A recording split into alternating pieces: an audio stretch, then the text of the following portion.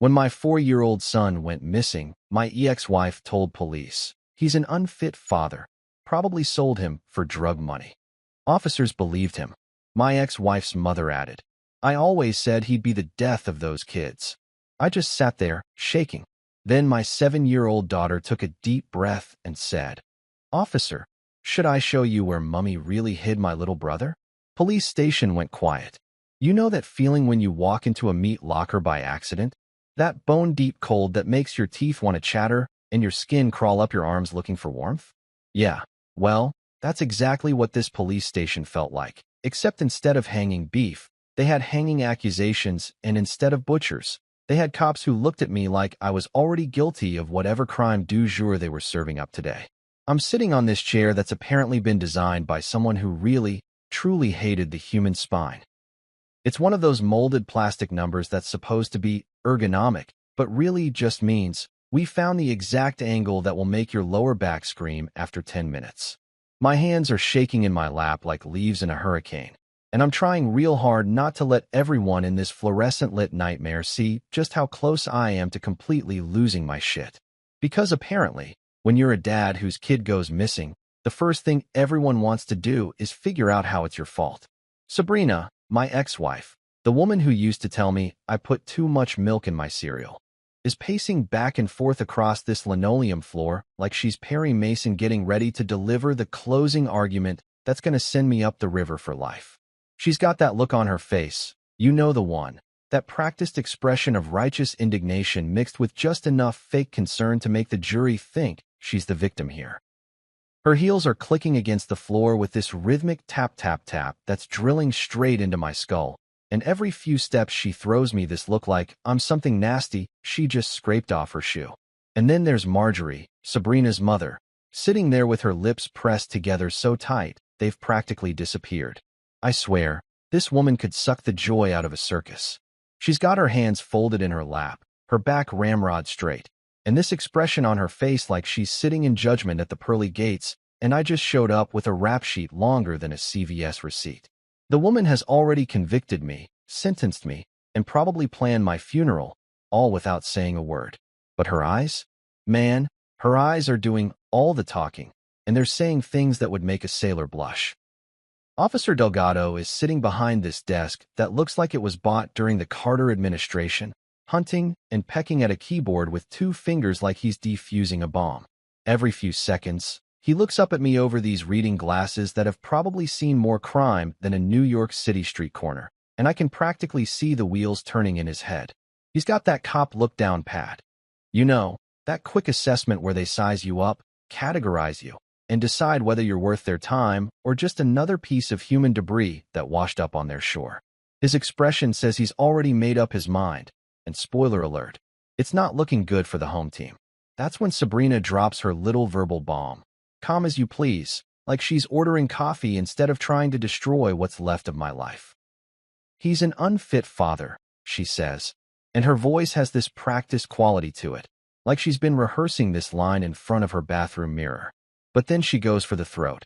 Probably sold the boy for drug money. Just like that. Boom. No hesitation, no emotion, just pure, calculated cruelty wrapped up in concerned citizen packaging. And of course, Marjorie can't let a good character assassination go to waste, so she chimes in with her greatest hit. I always said he'd be the death of those kids.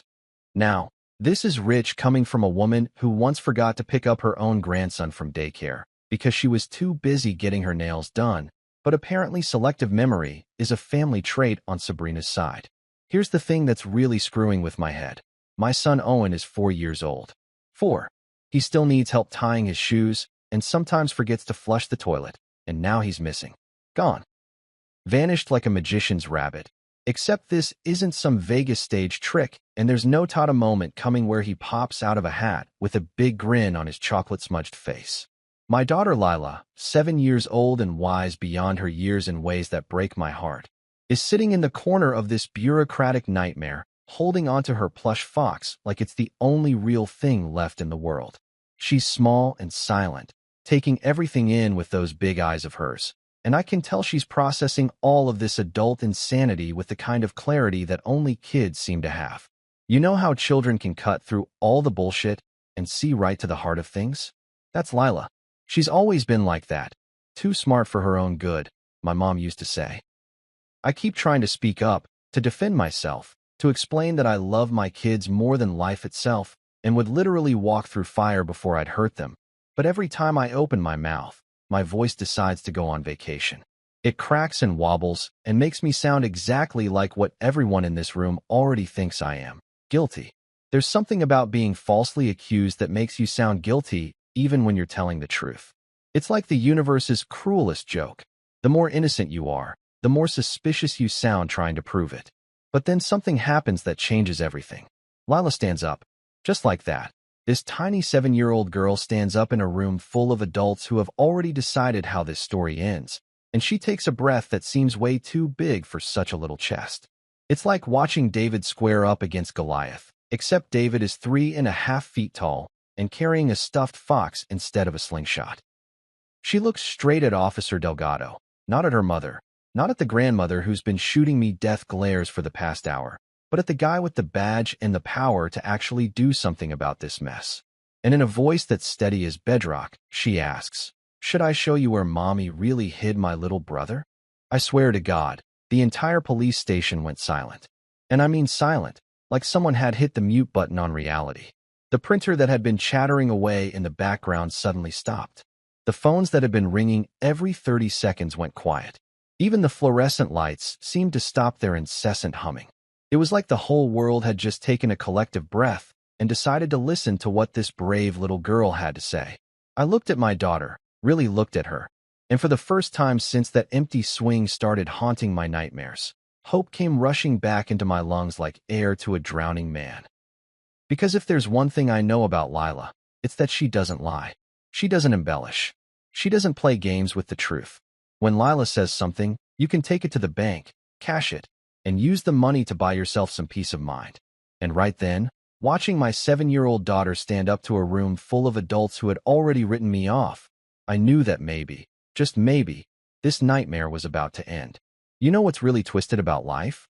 How it can serve you up the most perfectly ordinary morning, complete with burnt toast and cartoon sound effects, right before it drops a piano on your head like some sick Warner Brothers cartoon.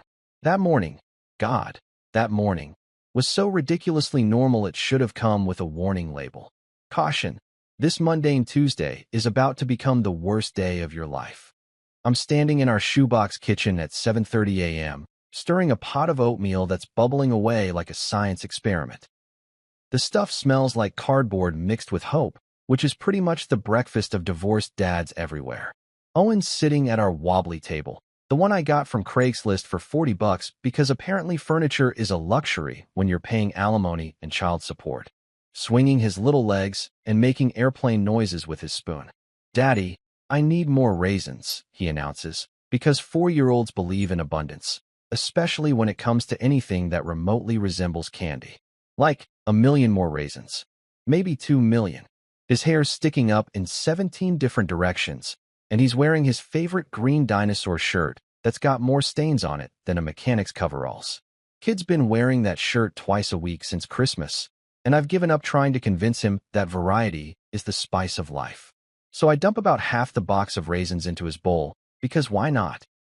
When you're a single dad trying to make up for the fact that your ex-wife is painting you as the villain in this whole divorce drama, you pick your battles. And if my kid wants to eat his weight in dried grapes, well, there are worse addictions in the world. Lila's at the other end of our tiny table, bent over one of those learn-to-read books with the patience of a monk and the concentration of a brain surgeon. She's sounding out words like each syllable is a puzzle piece that needs to fit perfectly into place. "Courage," she says slowly, her little finger following along under the letters. "Courage. That means being brave even when you're scared, right, Daddy?" And I'm thinking, yes, sweetheart, that's exactly what it means, and you're going to need a lot of it growing up in this crazy world. But instead I just ruffle her hair and tell her she's getting so good at reading that pretty soon she'll be helping me with my taxes. She giggles at that, because 7-year-olds think grown-up problems are hilarious instead of soul-crushing. That's when I make my brilliant joke about starting a breakfast restaurant. Wells Family Diner, I announce, waving my wooden spoon around like I'm conducting an orchestra. We'll serve the finest oatmeal this side of the Mississippi, with all the raisins your heart desires. Owen can be the head raisin distributor, and Lila can be the official book reader for customers who get bored waiting for their food. Owen claps his sticky hands together like, I just announced we're going to Disney World. Can we really, Daddy? Can we have a restaurant? And Lila looks up from her book with this expression that's half excitement and half practical 7-year-old skepticism, like she's already wondering about health permits and business licenses. Our apartment is what real estate agents would call cozy, and normal people would call cramped. 2 bedrooms, 1 bathroom, and a living room that doubles as a dining room, kitchen, home office, and indoor playground depending on the time of day.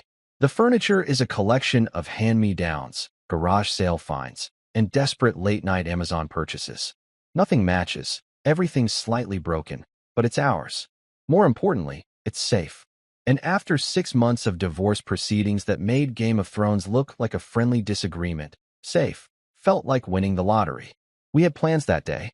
Real plans. The kind that don't cost much money but mean everything to a couple of kids who just want to spend time with their dad, without lawyers and court dates hanging over their heads like storm clouds. First stop, Riverside Green, the local park where the swings actually work and the sandbox doesn't look like a crime scene. Then the duck pond, where Owen likes to pretend he's a nature documentarian and Lila likes to count how many ducks she can spot. After that, maybe a slice of pizza from Tony's. The kind of place where they know your name and don't judge you for ordering 1 slice and splitting it 3 ways. I packed juice boxes into our beat-up backpack, the one I've been carrying since college that's held together with duct tape and determination. Apple juice for Owen because he's convinced it makes him run faster, and some fruit punch concoction for Lila because she likes drinks that are fancy colors. Simple pleasures, you know? The kind of stuff that makes you remember why being a parent is the best job in the world, even when it's also the hardest. Lila decided that Owen's sneakers needed decorating, so she spent 10 minutes applying stickers to his light-up shoes. Dinosaurs, stars, and what I think was supposed to be a rocket ship, but looked more like a deformed pickle. Now you'll run super fast, she told him with the authority of someone who clearly understands the aerodynamic properties of sticker application. Owen was thrilled, of course, because when you're 4, stickers are basically magic. While the kids were getting ready, I shot a quick text to my brother Gavin, asking how Dad's doctor appointment went. Pop's been having some health scares lately. Nothing too serious, but enough to remind us all that time isn't something you can take for granted. Gavin texted back almost immediately, all good. Doc says he's got the heart of a 30-year-old. Apparently, a very lazy 30-year-old, but still. Classic Gavin, always ready with a joke to cut through the worry. For the first time in weeks. Hell, maybe months. I felt light. Actually light. Like someone had been slowly deflating my soul and finally decided to stop squeezing the air out of it. The kids were happy. We had a whole day ahead of us with no agenda except having fun. And for once, the phone wasn't ringing with some new piece of divorce-related drama. What I didn't know, what I couldn't have known, because I'm not psychic and I don't speak fluent manipulation, was that while I was making breakfast and planning our perfect ordinary day, Sabrina was across town filing an emergency motion with the family court.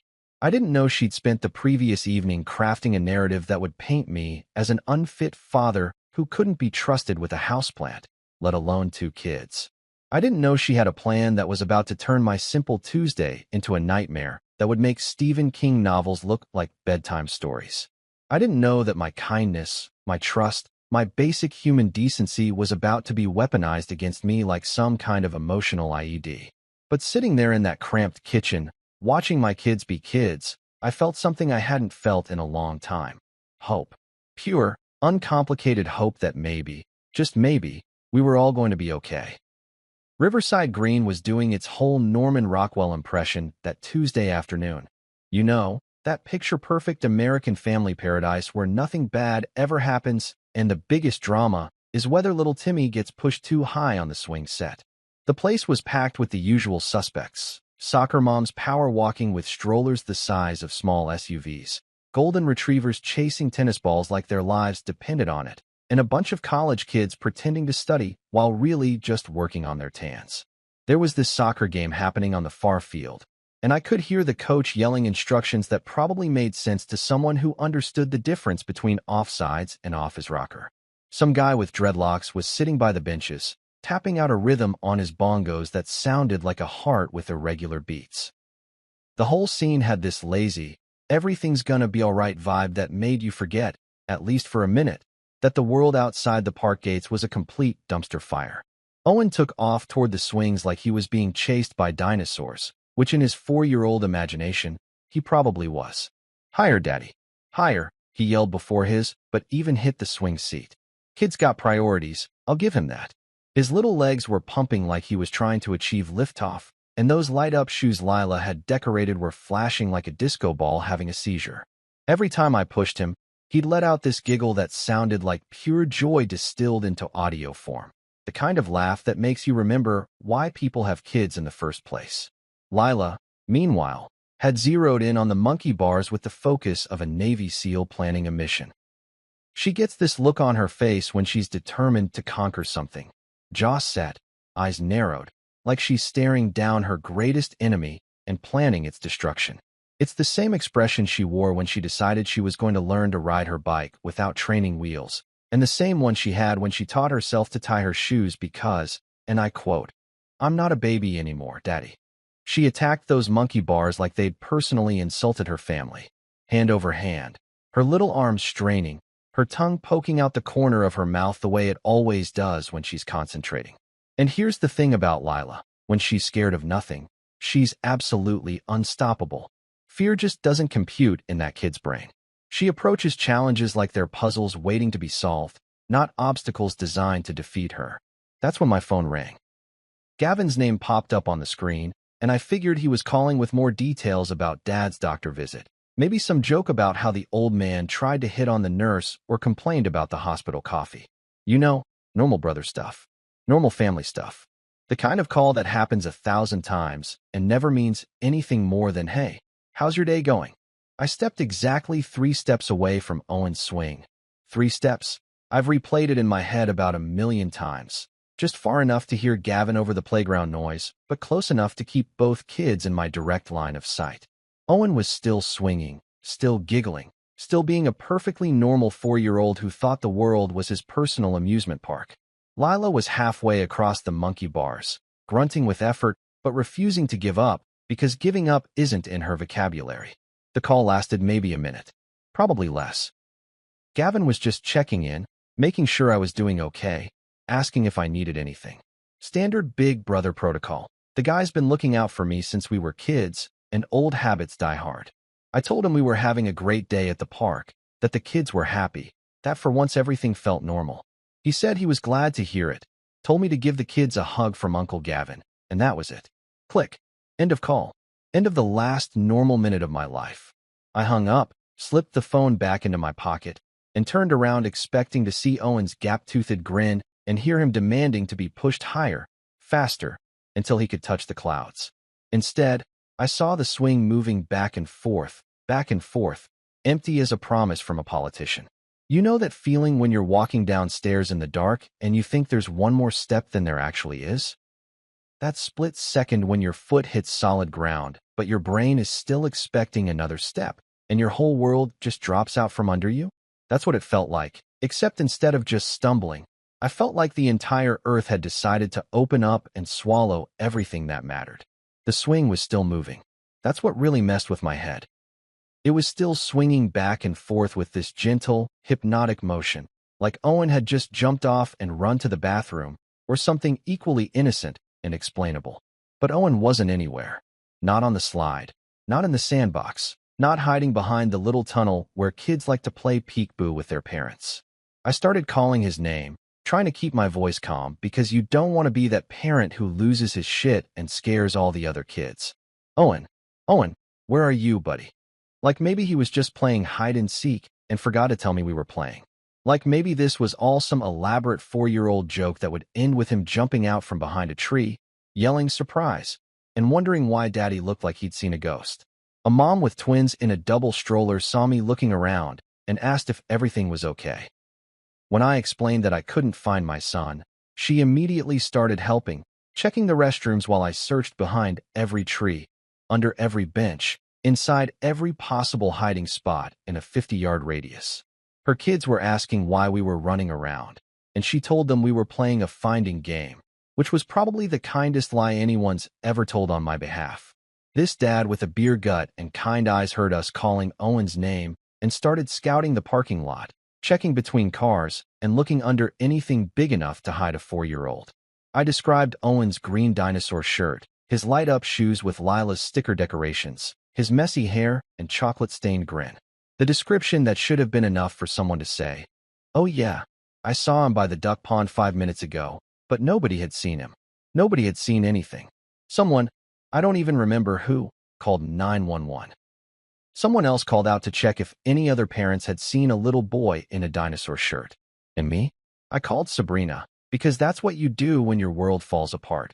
You call the other parent and hope they have some magical explanation for why your child has vanished into thin air. Her first words weren't, "Oh my God, is he okay?" or "Where did you last see him?" or any of the things a worried mother should say when she hears her baby is missing. No, Sabrina's first words were an accusation wrapped in fake concern. "How do you lose a 4-year-old?" And that's when I knew this wasn't just about a missing kid anymore. You know what's really screwed up about the American justice system? How everything that actually matters, like whether your kid is safe, or if you're a good parent, or if you'd literally die before hurting your children, gets reduced to paperwork. Forms and files and official stamps that somehow carry more weight than the fact that I've been changing diapers and reading bedtime stories and kissing scraped knees for the past 7 years of my life. Officer Delgado's got me sitting across from this metal desk that looks like it was designed by someone who really enjoyed medieval torture chambers. The thing's covered in coffee rings, scratches, and what I'm pretty sure are tear stains from about 1,000 other people who've sat in this exact same chair, facing these exact same questions, wondering how their lives went from normal to nightmare in the space of a phone call. The questions start off routine, almost boring. What time did we arrive at the park? Did I notice anyone suspicious? Had Owen ever wandered off before? Standard missing kid protocol, the kind of stuff you see on TV cop shows where everything gets wrapped up in 43 minutes with commercial breaks. But then Delgado starts asking about my finances, my work schedule, my living situation, and I can feel the conversation shifting from concerned parent to prime suspect faster than a NASCAR pit stop. That's when Sabrina makes her grand entrance with what I can only describe as a performance worthy of a Tony Award. She slides this manila folder across the table like a magician pulling a rabbit out of a hat, except instead of something cute and fuzzy, she's produced a collection of character assassination materials that would make Joseph McCarthy proud. The folder's stuffed with printouts, screenshots, and what she's calling documented incidents, which is a fancy way of saying she's been keeping a diary of every single time I've been human instead of perfect. There's a photo of Owen eating McDonald's for dinner, apparently evidence of poor nutritional choices, from the night I worked a double shift and picked him up at daycare at 8:30 p.m. There's a screenshot of a text where I joked about needing a vacation, which she's somehow twisted into proof that I don't want to be a father. She's highlighted stuff in yellow marker like she's studying for the bar exam. Except instead of learning law, she's perfected the art of making normal parenting look like criminal negligence. Every late pickup from daycare, because sometimes traffic exists and overtime happens, has been documented with timestamps. Every time I've had to work extra hours to pay the bills she helped create with this divorce, every moment of exhaustion or frustration that comes with being a single parent, it's all been cataloged and weaponized. He threatened to take the children out of state, she announces to Officer Delgado, her voice carrying that perfect blend of wounded mother and concerned citizen. Which is hilarious, because what she's referring to is the time I mentioned that my brother Gavin lives in Colorado, and maybe someday it would be nice to visit Uncle Gavin and see some mountains. Apparently, wanting your kids to experience geography is now kidnapping with intent. Then she goes for the financial jugular. He's been unstable since losing his extra shifts. Now, here's the thing about losing extra shifts. It happens when companies cut costs, not when employees are unfit human beings. But in Sabrina's twisted version of reality, economic downturns are character flaws, and struggling to pay rent while also paying alimony is evidence of moral bankruptcy. But the real kicker, the piece de resistance of this whole dog and pony show, comes when she starts hinting about substances. She doesn't come right out and say I'm a drug addict. She's too smart for that, too careful about legal liability, but she drops little breadcrumbs about erratic behavior and concerning changes in appearance that are designed to plant seeds in Officer Delgado's head. What she's really talking about is the fact that I've lost weight since the divorce. Turns out stress and surviving on ramen noodles will do that to a guy. And maybe I've been drinking more coffee than usual because I'm working extra hours to keep my head above water financially. But when Sabrina tells it, suddenly I'm one step away from cooking meth in the garage and selling Owen's toys to fund my habit. Marjorie, meanwhile, is sitting there like the Greek chorus of doom, nodding along to every accusation like a dashboard bobblehead. He was never ready to be a father, she chimes in, her voice dripping with the kind of self-righteous satisfaction that comes from being proven right about something she's been wrong about for 7 years. I warned everyone this would happen.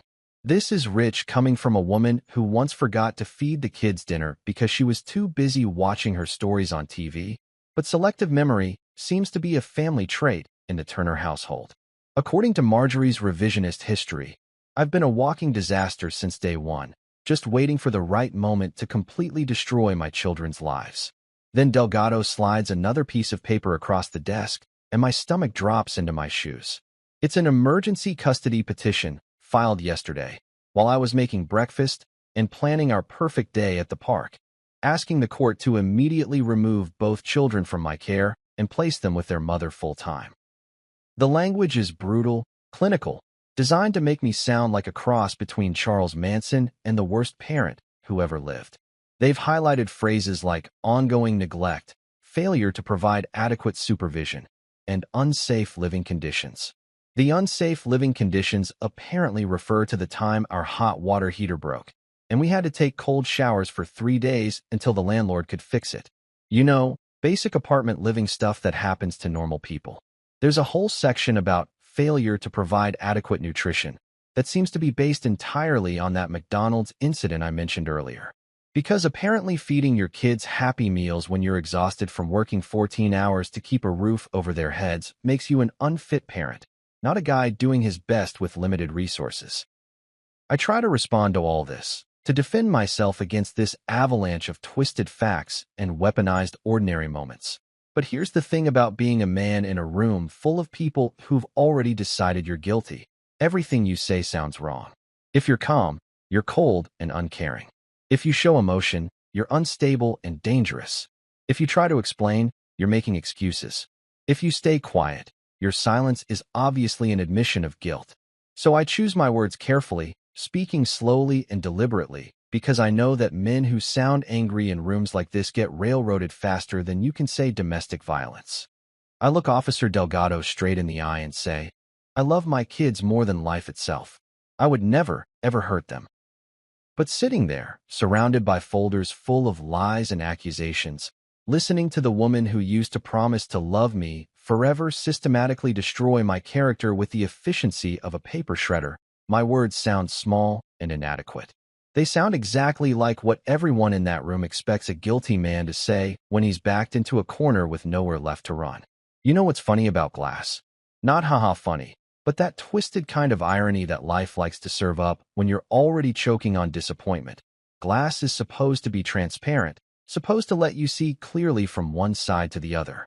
But sitting in that police station, staring through the reinforced window into the children's interview room, I felt like I was looking through a fishbowl, watching my daughter's life get dissected by adults who thought they knew better than a 7-year-old what was real and what wasn't.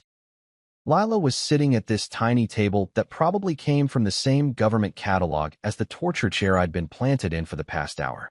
The thing was kid-sized, painted that specific shade of institutional blue that's supposed to be calming, but really just screams, this is where childhood innocence comes to die.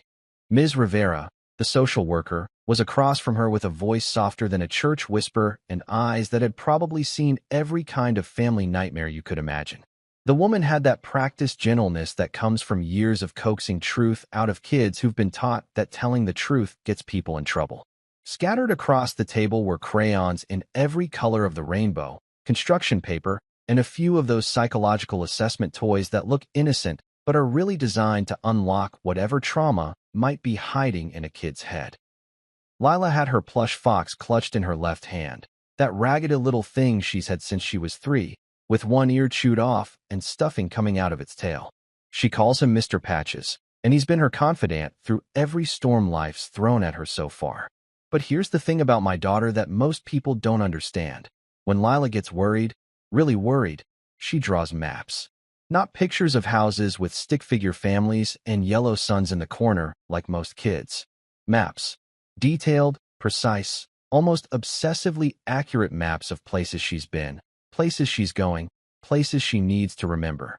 It's like her brain processes stress by turning it into geography, creating order out of chaos by putting everything in its proper place on paper. So there she was, bent over a piece of construction paper with a purple crayon, drawing lines and shapes with the concentration of a cartographer mapping uncharted territory. Her tongue was poking out of the corner of her mouth, same as always when she's thinking hard, and every few seconds she'd pause, tilt her head like a curious bird, and add another detail to whatever mental landscape she was transferring onto paper. Ms. Rivera was being patient, letting Lila work through whatever process was happening in that brilliant little brain of hers, occasionally asking gentle questions that Lila would answer with a distracted hum, while never looking up from her drawing. The whole scene had this weird calm before the storm quality, like watching someone defuse a bomb by painting their nails. Then something shifted. I could see it in Lila's posture, the way her shoulders straightened and her grip on Mr. Patches tightened.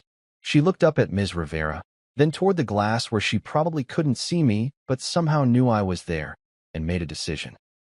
You could literally watch her 7-year-old mind click into gear, like someone had just switched on a spotlight in a dark room. She stood up. Just like that, this tiny girl who barely comes up to most adults' waist stood up in a room designed to intimidate grown-ups and made the kind of choice that would make Gandhi proud. She walked over to the door with Mr. Patches tucked under one arm and her crayon map clutched in the other hand, and asked Ms. Rivera if she could go talk to the police officer. Ms. Rivera hesitated. You could see the internal struggle playing out on her face. Protocol said keep the kids separated. Let the trained professionals handle the adult conversation. Don't traumatize the child any more than necessary. But there was something in Lila's voice, some quality of absolute determination, that made the social worker realize this wasn't a request. This was a 7-year-old announcing her intention to set the record straight, whether the grown-ups liked it or not. Lila walked into that main room like she owned the place, like she was the CEO coming to address the board of directors about some serious mismanagement issues. She had Mr. Patches in a death grip and her map rolled up like a scroll containing state secrets, and she marched right up to Officer Delgado's desk without so much as glancing at Sabrina or Marjorie. She looked that cop straight in the eye, and I mean straight, like she was looking into his soul and taking inventory of what she found there, and said in a voice steady as bedrock, "My mommy isn't telling the truth." The room didn't just go quiet. Quiet suggests there was still some ambient noise, maybe a phone ringing in the distance or papers rustling somewhere.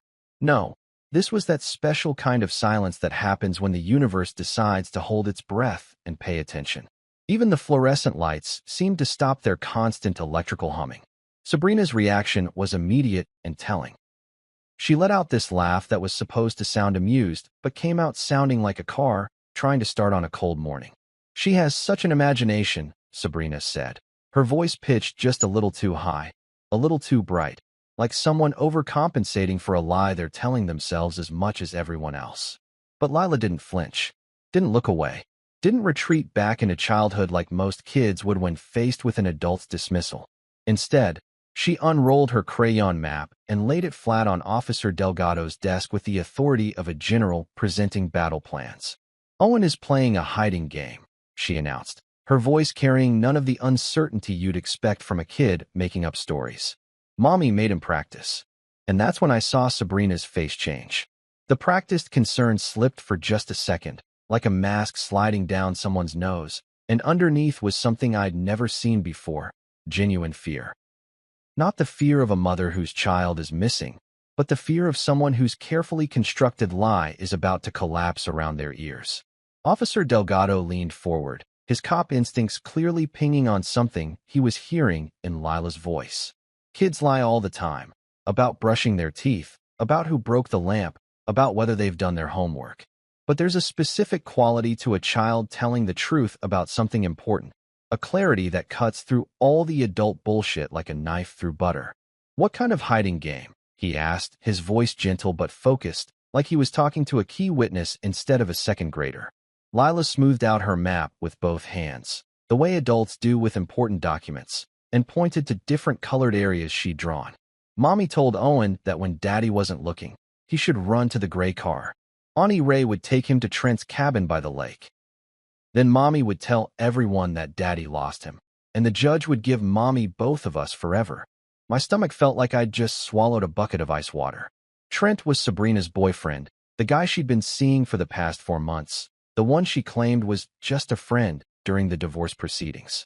Ray was Trent's sister, a woman I'd met exactly once at some barbecue where she'd spent the entire time chain-smoking cigarettes and complaining about her ex-husband's alimony payments. Sabrina's face went from fake concern to stone-cold denial in about half a second. "That's ridiculous," she said, but her voice had lost that confident edge from earlier. "She's 7 years old. She doesn't understand what she's saying." Marjorie was staring holes through the table, like she could make this whole conversation disappear through the power of aggressive eye contact. Her lips had disappeared entirely, pressed together so tight they'd practically inverted themselves. But Lila wasn't done. She was just getting started. "You know what's absolutely mind-blowing about kids? How they can remember the most random, seemingly unimportant details with the precision of a Swiss watch, but somehow forget to flush the toilet 17 times in a row."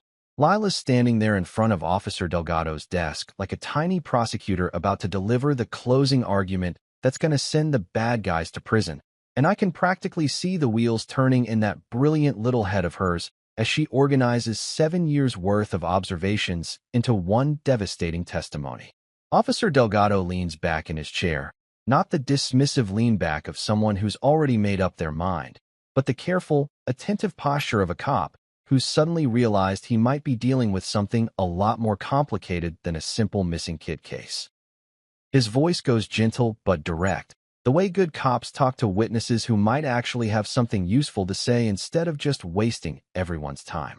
"Lila, how do you know all this?" he asks, and there's no condescension in his tone, no talking down to little kid bullshit. Just a professional trying to get to the truth, wherever that truth might lead him. "And that's when my daughter, my brave, brilliant, absolutely fearless daughter, delivers the kind of testimony that would make seasoned detectives take notes. Mommy practiced with Owen at Grandma's backyard," she says, her voice steady as granite. 3 times. She gave him candy when he ran fast.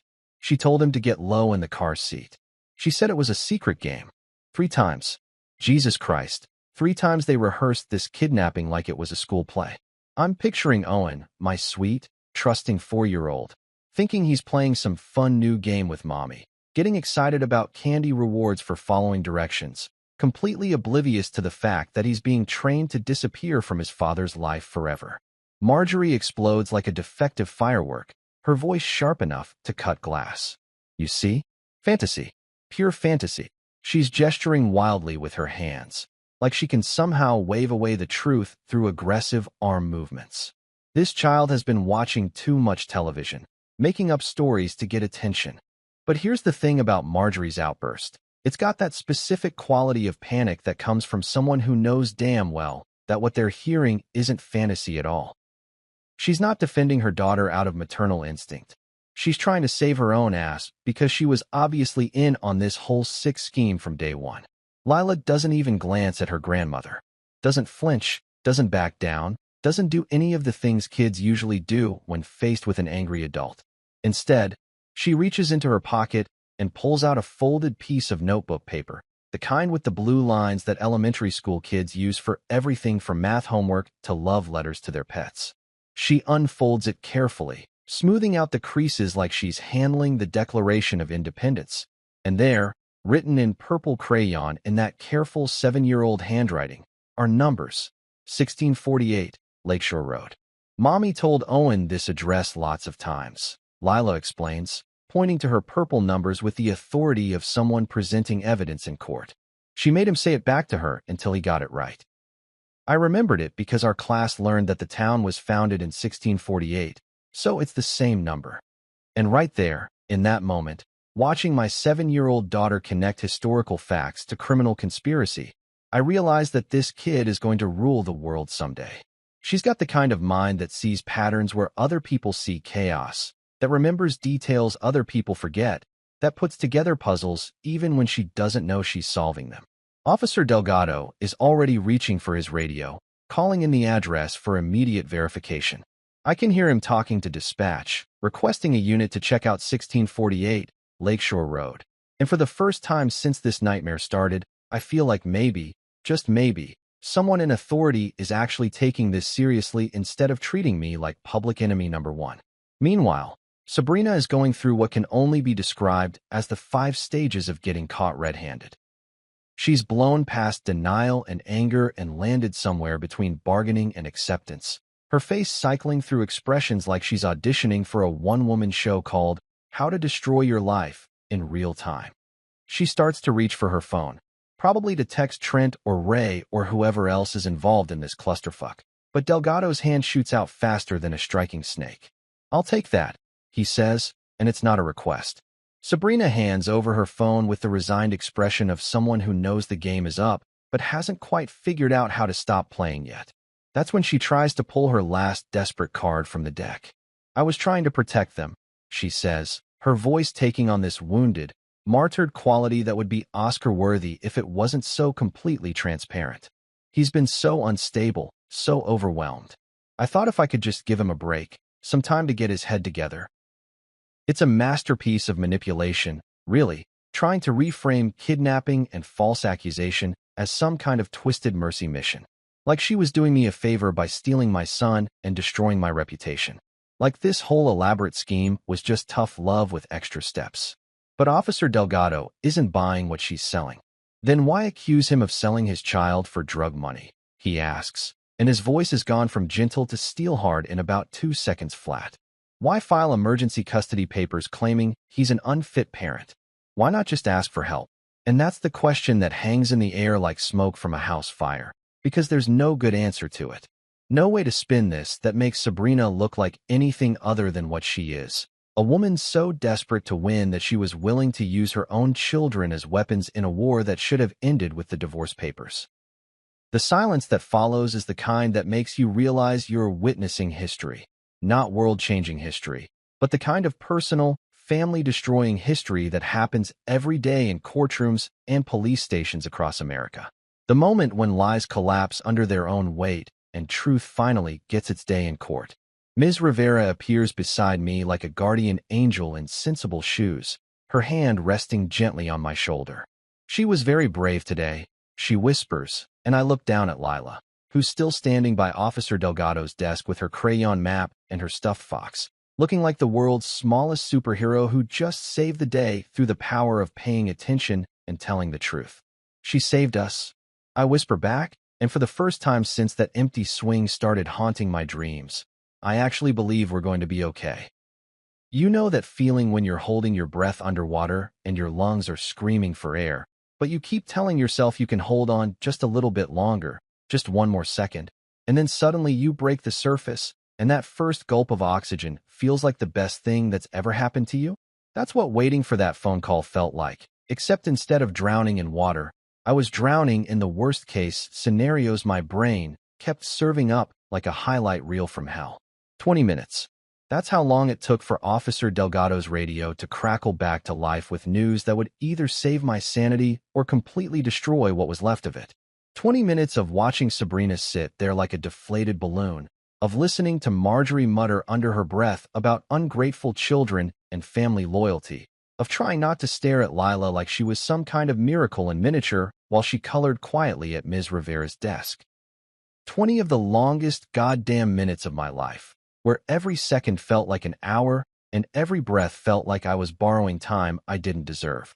I kept thinking about Owen, my little boy who still needed help reaching the bathroom sink, and who insisted on wearing his superhero underwear because they made him run faster. Was he scared? Was he crying for his daddy? Did he understand that this wasn't actually a game, Or was he still thinking this was all some elaborate adventure that would end with hugs and juice boxes? Then Delgado's radio squawked to life like some kind of electronic angel, and the dispatcher's voice cut through my spiral of panic with words I'll remember until the day I die. Unit 72 to base. We've got a location confirmation on 1648 Lakeshore Road. 4-year-old male, matches the description, appears to be safe and unharmed. Currently with a female subject identified as Ray Harmon. Child is, eating ice cream and asking when his daddy's coming to pick him up. I swear to God, my knees went weak. Like, actually weak, like someone had just cut the puppet strings that were holding me upright. I didn't sit down in that torture chair because I wanted to. I sat down because the alternative was face-planting on the linoleum floor and giving Sabrina one last thing to use against me in whatever legal proceedings were about to rain down on her head like a biblical plague. Officer Delgado's expression softened in a way I hadn't seen since this whole nightmare started. For the first time, he was looking at me like I was a worried father instead of a potential criminal, and let me tell you, that shift in perspective felt better than winning the lottery. They found him, he said, and even though I'd heard the radio transmission, hearing those words spoken directly to me in plain English made it real in a way that radio static couldn't. Safe, I managed to croak out, because my voice had apparently decided to take a vacation right when I needed it most. Safe, Delgado confirmed. Eating ice cream like he's at a birthday party instead of the center of a kidnapping investigation. The next hour passed in a blur of paperwork and phone calls and legal procedures that I barely understood but was grateful for nonetheless. Somewhere in there, Sabrina and Marjorie got to experience the joy of being read their rights. You know, that whole, you have the right to remain silent speech that sounds so much different when it's being directed at people who actually deserve it. Sabrina kept demanding a lawyer like she was some kind of mob boss instead of a suburban mom who'd just imploded her own life through sheer stupidity and spite. Marjorie, meanwhile, had switched tactics and was now playing the confused elderly woman card. Acting like this was all some big misunderstanding that could be cleared up if everyone would just calm down and think rationally about the situation. But the beautiful thing about evidence is that it doesn't give a damn about your explanations or excuses. When the cops find your 4-year-old grandson at the exact address your 7-year-old granddaughter wrote down in purple crayon, there's not a whole lot of room for interpretation. That's not coincidence. That's conspiracy, and it's got both of their names written all over it in permanent ink. When they finally brought Owen back to the station, I heard him before I saw him. That laugh of his, pure joy mixed with excitement and just a touch of sugar rush mania, echoed down the hallway like the best song ever written.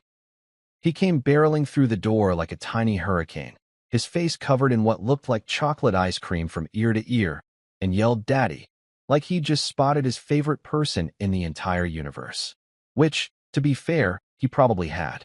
I caught him in a hug that probably violated several laws of physics, holding him tight enough that he started squirming and giggling and complaining that I was squishing his tummy. He smelled like chocolate and grass stains, and that indefinable scent that all 4-year-olds seem to carry around with them.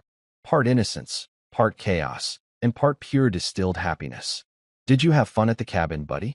I asked, trying to keep my voice light and normal, like this had all been some planned adventure instead of the most terrifying day of my parental life. "Ray gave me ice cream for breakfast," he announced with the enthusiasm of someone who'd just discovered the secret to eternal happiness. "And she has a dog that licks your face, and her TV has cartoons all day long." God bless the innocence of 4-year-olds. While I'd been imagining him traumatized and crying, he'd apparently been living his best life in what amounted to an all-inclusive resort for preschoolers.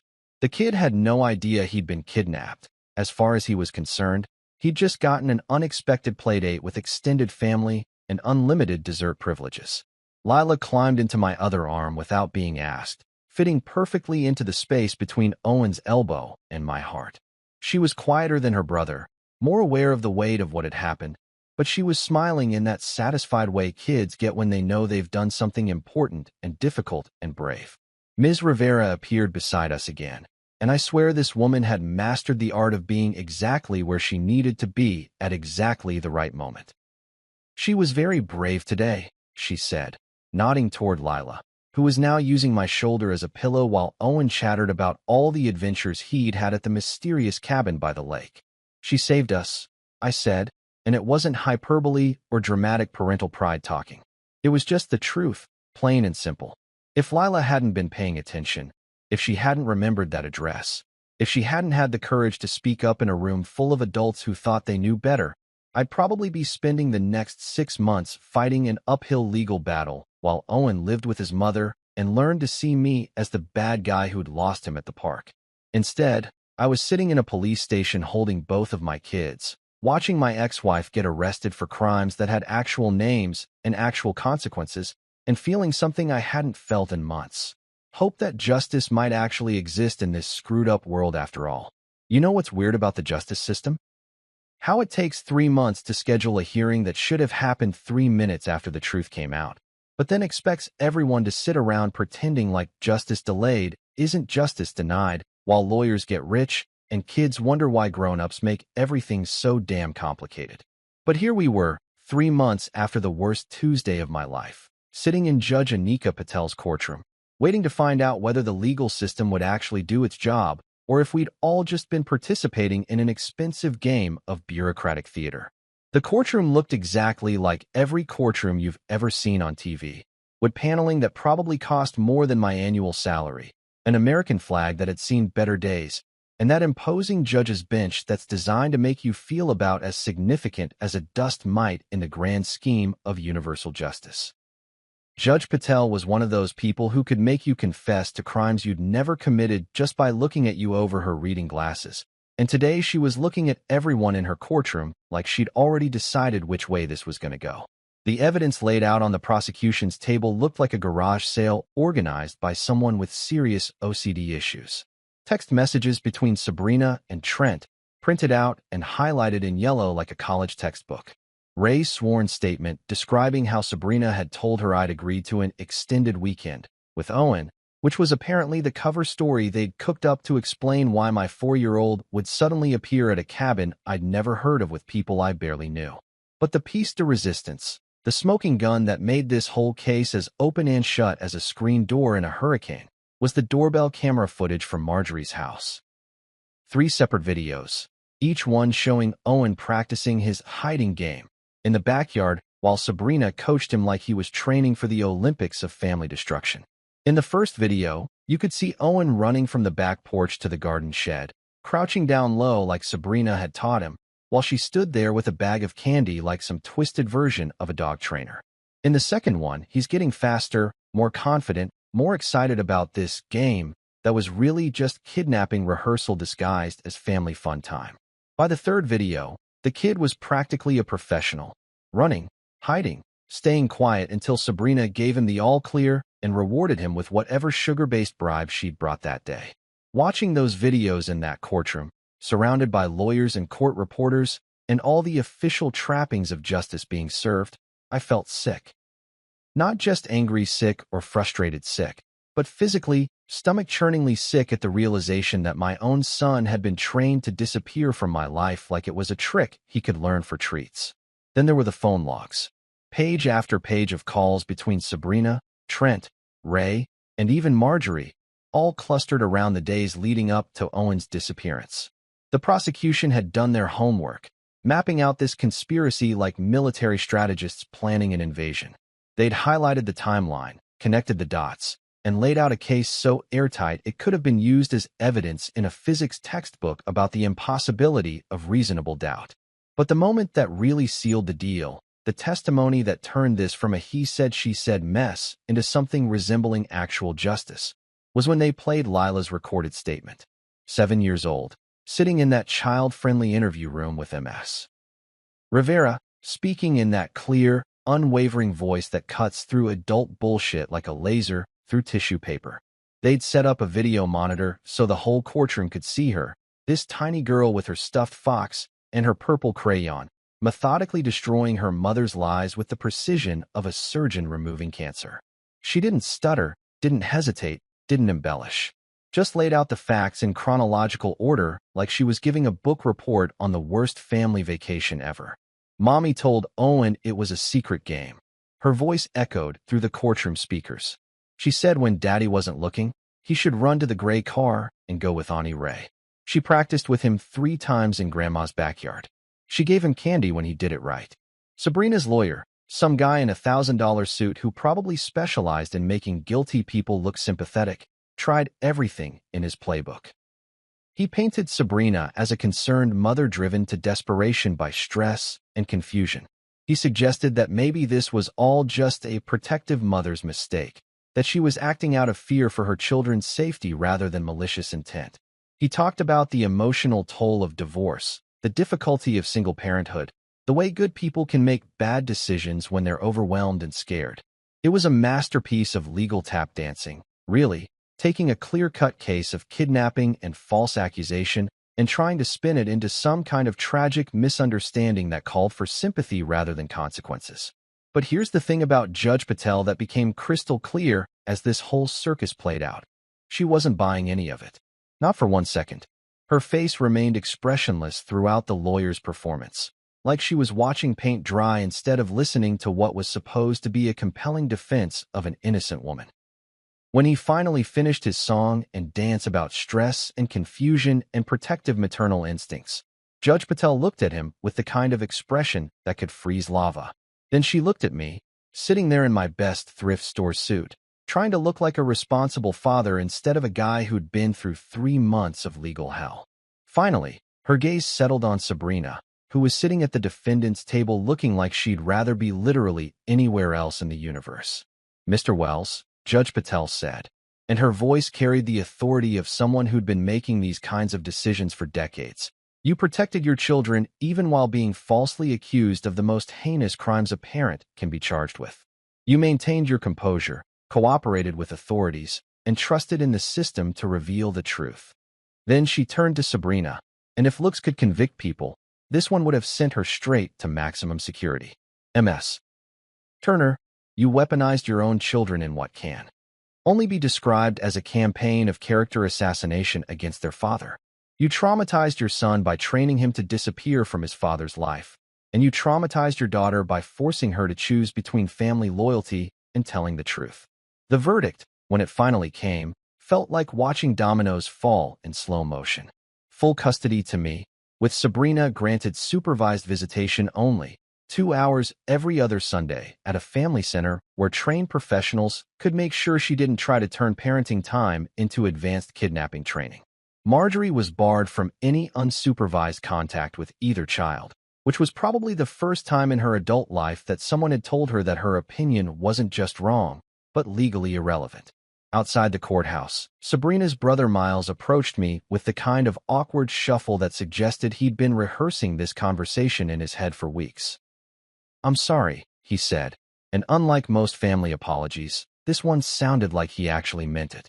"If you need help with pickups or anything, just let me know." I looked at him for a long moment. This guy who'd probably spent the last 3 months watching his sister destroy herself through her own choices, and realized that not everyone in Sabrina's family was completely insane. "Trust is a bridge that gets rebuilt one plank at a time," I told him, which was probably the most philosophical thing I'd said since this whole nightmare started. He nodded like he understood exactly what I meant.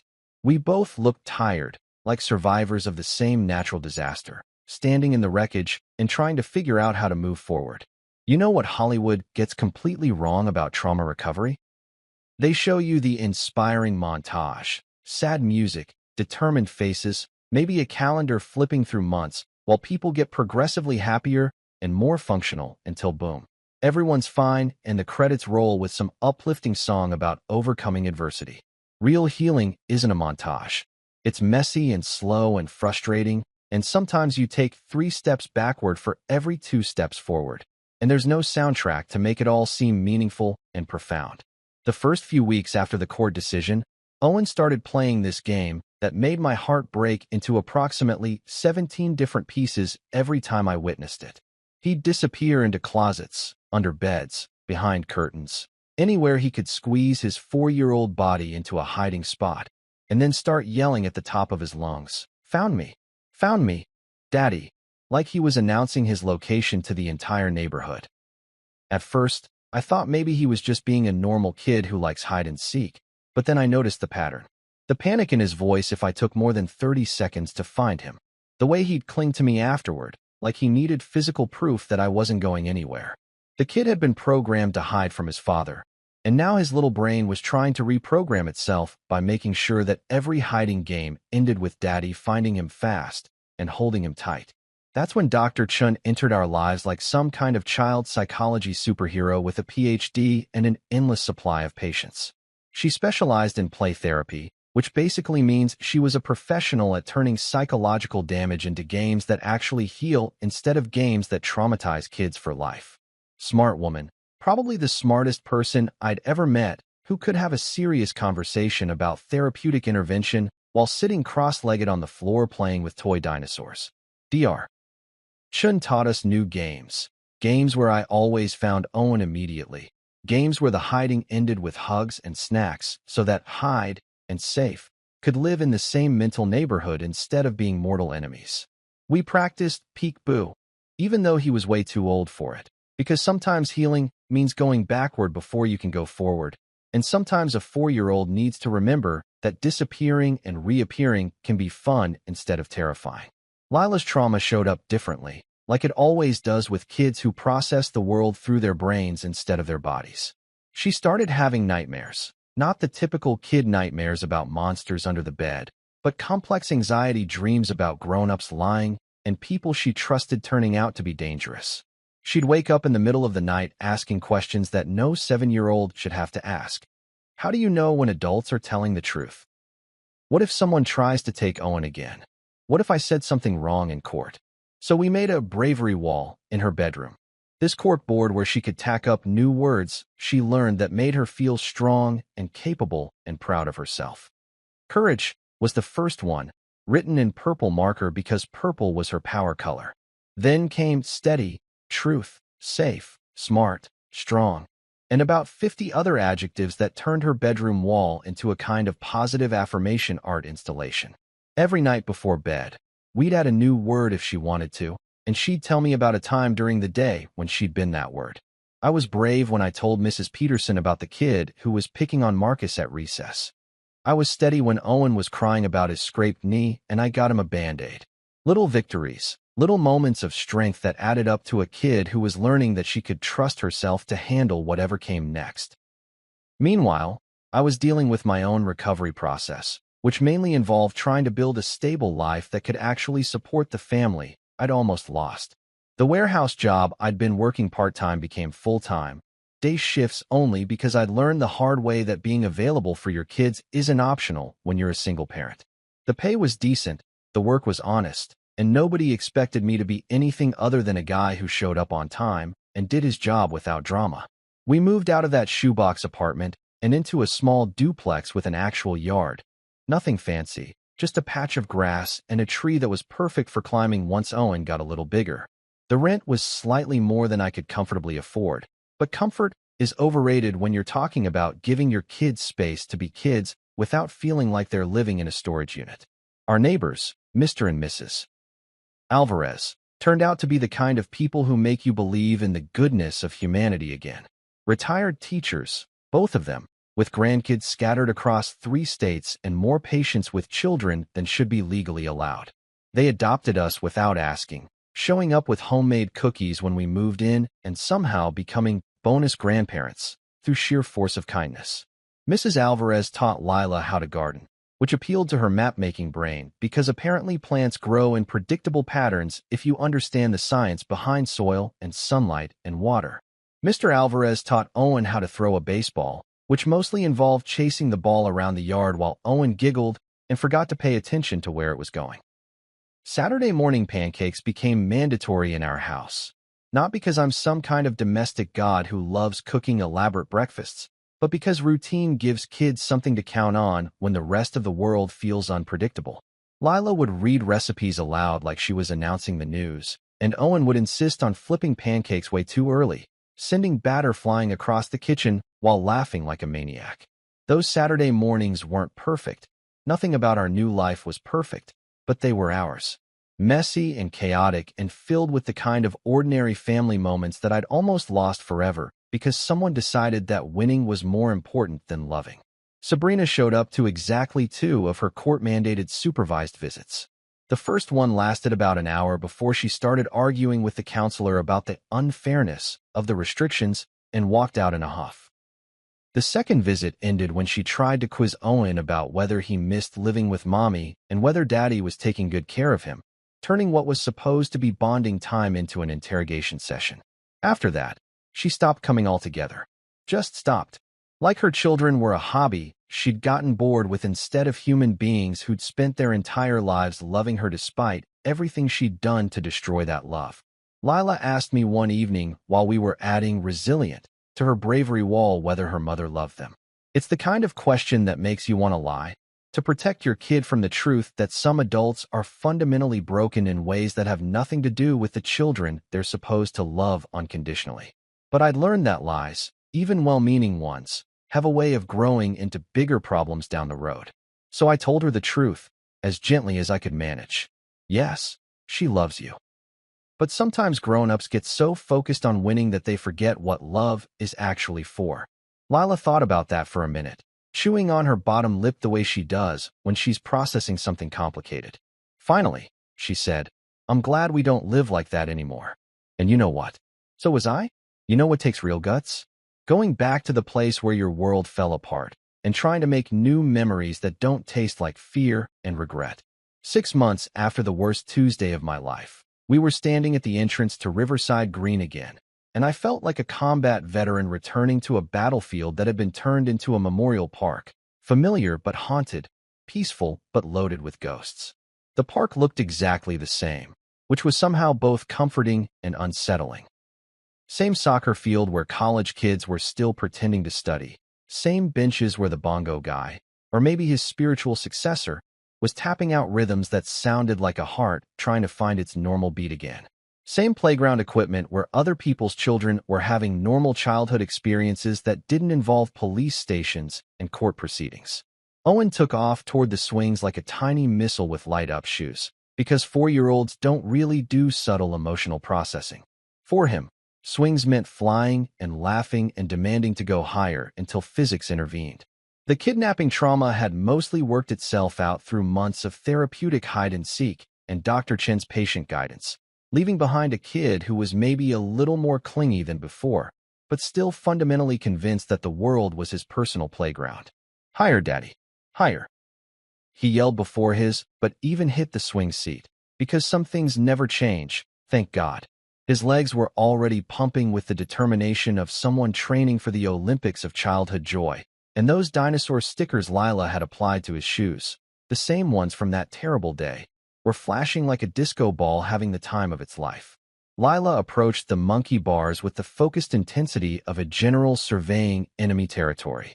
She'd grown in the past 6 months, not just taller, but somehow more solid, more confident in her own skin.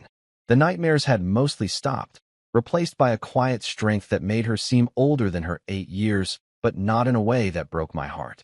More like she'd learned something important about truth and justice and standing up for people you love, and that knowledge had settled into her bones like armor. She attacked those monkey bars like they owed her money, hand over hand with the same determination she'd shown in Officer Delgado's office when she'd decided to save our family through the power of purple crayon and stubborn honesty.